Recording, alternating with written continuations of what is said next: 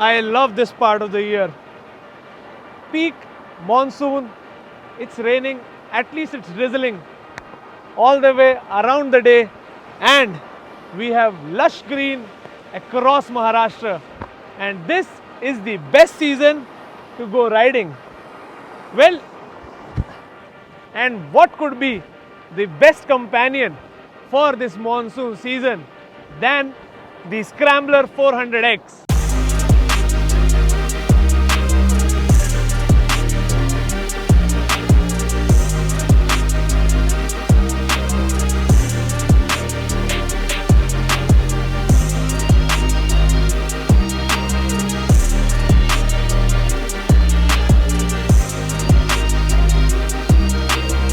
We have already done a walk around review, ride review of the Scrambler 400X, but that was in peak summers and it was all yellow and brown.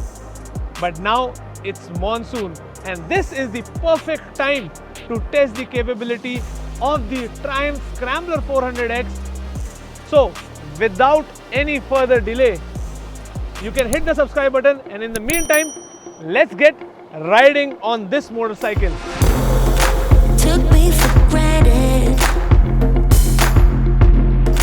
Don't recognize you anymore. Once sweet and caring, now cold and calculated. You can't be trusted. Triumph has added all the tech it needs. That means you have all LED headlight and DRLs, you have the LED turn indicators. It has good road presence now. In fact, in my tour to Ladakh, I was able to see two bikes very prominently. One is obviously the Royal Enfield Himalayan, and the other one was this Scrambler 400X.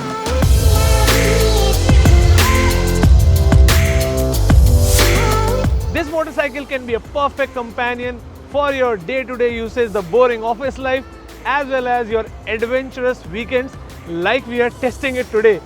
Now, there are two reasons why I say so. The first is the stance. It gets a wide rider seat, slightly shorter pillion seat, but that's fine. But when you're using in day-to-day life, the wide rider seat comes in very handy. It is very comfortable, very cushiony. Plus the riding stance, the way you grip the wide handlebar, it keeps no pressure on your shoulder, on your back, and you can easily ride it for your daily commute.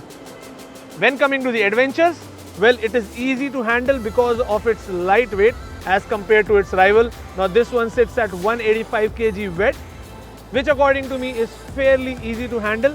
Now the only catch is the saddle height is high at 835 mm. That means if you are above 6 feet, well, there is no doubt you will fit on it. If you are somewhere my height 5'9" or 5'10", you will have to slightly tiptoe, and if you are below 5'6", I'll say that then you go for the speed, because Scrambler is slightly for taller riders. Keeping it tall and around 200 mm above the ground are the long travel suspensions. Now the upside down forks in the front and the monoshock in the rear both get 150 mm travel, which means you can enjoy the dirt terrain and it will also keep you comfortable in your city usage. And with that you get a big 19-inch alloy wheel in the front, 17-inch alloy wheel in the rear, and both of them get block tires by MRF and they work well, which help you in the dirt and the off-roads. And don't worry, they keep you in contact with the tarmac in the city rides as well. The confidence on the corners is good. However, because the ground clearance is high and the center of gravity is high, you cannot lean too much with this motorcycle, but you can definitely enjoy the corners.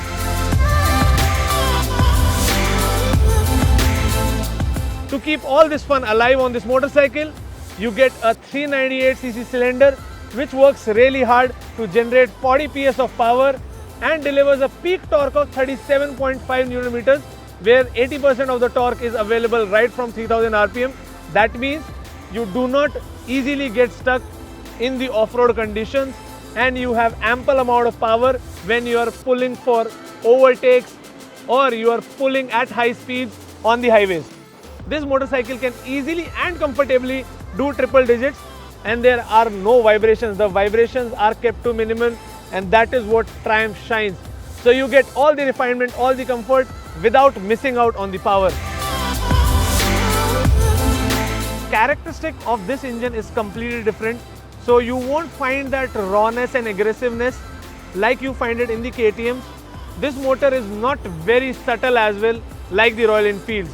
It touches that sweet spot in the middle. That means you get ample amount of power to pull through. The tractability on the engine is really good. The gearing ratio is slightly tall, not very tall, but yeah, I mean you can easily cruise at 20 on the third gear and it won't give you a problem. It is assisted by the slipper clutch and it gets 6-speed gearbox. The clutch is smooth. The gears have a clicky feel, but they are good and easy to shift.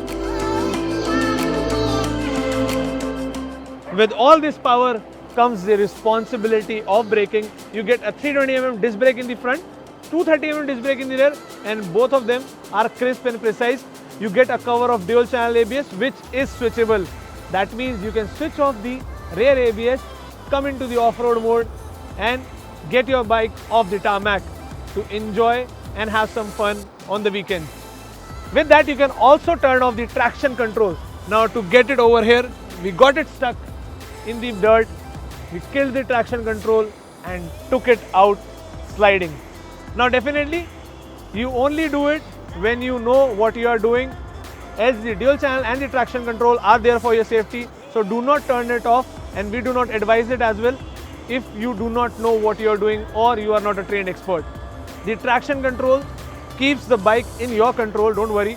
It does not let the traction slip, and even if you are pressing hard on the throttle, although you should not in the rainy season, you should have that control of soft throttle with your motorcycle and you should practice it if you do not.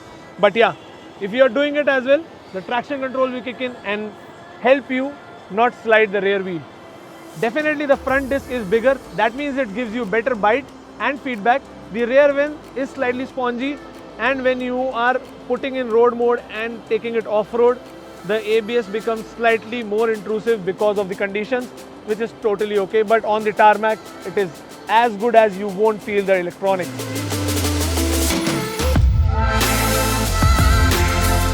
The suspensions on this motorcycle are also by Endurance, but they do a good job. You might feel that they are Endurance, they are inferior, but they are not. The 43mm USD in the front does really well to absorb all the bad patches and the off-roads. The rear one keeps your bike in your control, gives you good amount of feedback, and if you want to slide the motorcycle you can, but if you don't, well, it is slightly on a stiffer side, but it works really well. So in conjunction, I think the suspension setup is good, although I feel that Scrambler should have slightly adjustable suspensions on the front as well as on the rear, but then you have to consider the cost.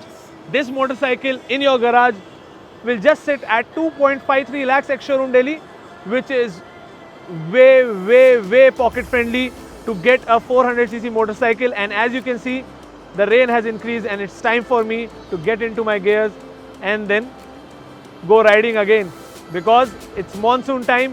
While it is raining over here, you can rain subscribers on us by sharing this video with your friends, hitting that like button, and if you are not one of the subscribers, then please do subscribe to Rev Explorers, hit that red button, make it white, make it glow, and then ring that bell so that you do not miss any notifications from us. We are going to see you in the next video. Till that time, enjoy the monsoon, enjoy the rains, happy riding, and obviously ride safe. Bye bye.